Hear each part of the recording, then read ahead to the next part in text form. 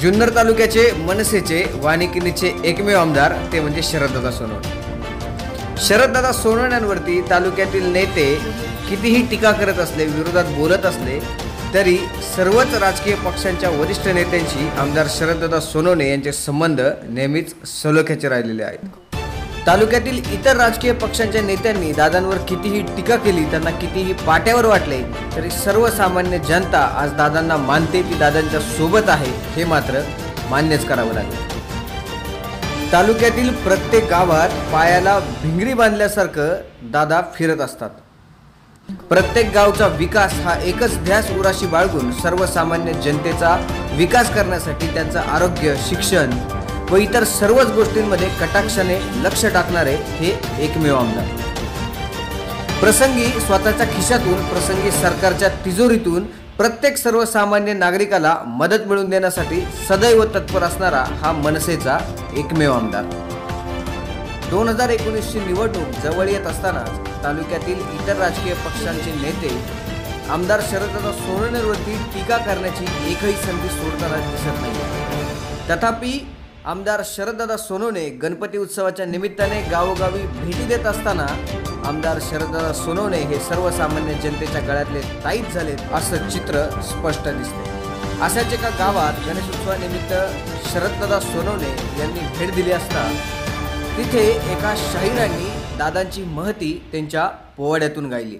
पाहूया काय म्हणतायत शाहीर आमदार शरददादा सोनवणेंबद्दल।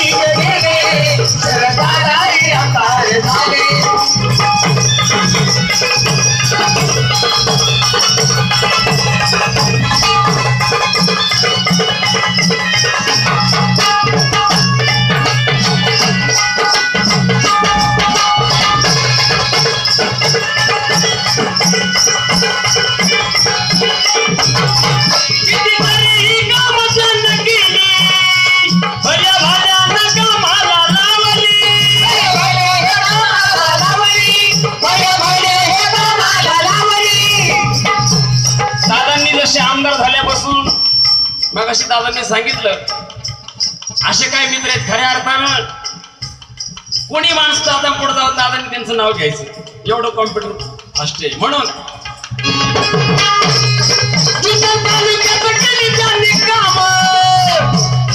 सर्व